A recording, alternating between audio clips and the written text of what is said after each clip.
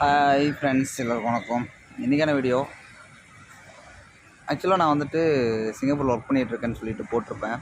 சிங்கப்பூரை பொறுத்த வரைக்கும் புறா குருவிகள்லாம் எதுவுமே வளர்க்கக்கூடாது. குருவிகளை வளர்க்கலான்னு நினைக்கிறேன், புறாக்கள் வந்துட்டு வளர்க்கக்கூடாது, புறாக்களுக்கு தீனி போடக்கூடாது அப்படிங்கிற மாதிரியெல்லாம் நிறைய நோட்டீஸ்லாம் இருக்குது, பார்த்துருக்கேன்.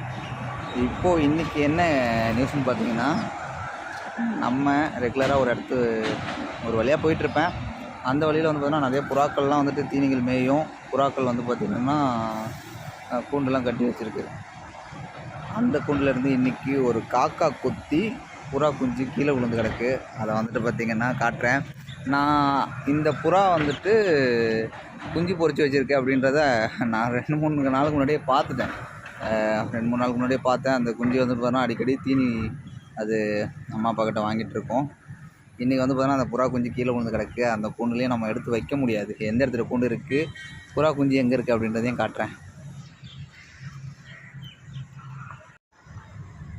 பார்த்தீங்கன்னா தெரியும், இந்த கேப் இருக்குது பார்த்தீங்களா, இந்த கேப்பில் தான் அந்த புறா கூண்டு இருந்துச்சு. ரொம்ப நாளாகவே நான் பார்த்துட்டு தான் இருக்கேன். இதே மாதிரி நிறைய கேப் இருக்குது. இது மெட்ரோ ட்ரெயின் போகிற ட்ராக்கு. இந்த ட்ராக்கில் தான் வந்து பார்த்திங்கன்னா புறா குஞ்சு பொறிச்சு வச்சுருக்கு. எங்கே புறா குஞ்சு கிடக்குறாருன்னு பார்த்தீங்கன்னா இங்கே தான் கிடக்குறாரு. பார்த்துங்க, நல்லா ஜம்முன்னு உட்காந்துருக்காரு. நான் வரலன்னா காக்கா கொத்தி கண்டிப்பாக காலியாக இருப்பார். 2 காக்கா நின்றுக்கிட்டு இருந்துச்சு. துரத்தி விட்டுட்டு கொஞ்ச நேரம் உட்காந்து பார்த்துக்கிட்டு இருக்கேன். வேறு என்ன பண்ண போகிறாருன்னு சொல்லிட்டு தெரியல. பார்க்குறதுக்கான ரொம்ப க்யூட்டாக இருக்கார்.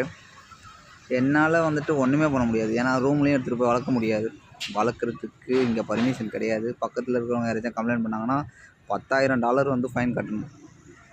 என்ன பண்ணுறதுன்னு தெரியல. விட்டுட்டு தான் போக வேண்டிய ஒரு கட்டாயமாக இருக்குது. ஓகே, என்ன பண்ணுறது அப்படின்றத விட இந்த விஷயத்தை உங்கள்கிட்ட ஷேர் பண்ணணும் அப்படின்றதுக்காக தான் இந்த வீடியோ போட்டிருக்கேன். சப்போர்ட் பண்ணுங்கள், சப்ஸ்கிரைப் பண்ணி பாருங்கள். நிறைய வீடியோ நம்ம சேனலில் போகணுன்னு நினைக்கிறேன், டைம் கிடைக்க மாட்டேங்குது. போடுறேன்.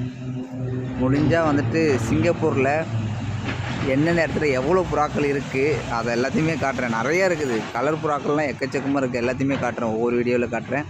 தேங்க்யூ ஃபார் வாட்சிங். பாய்.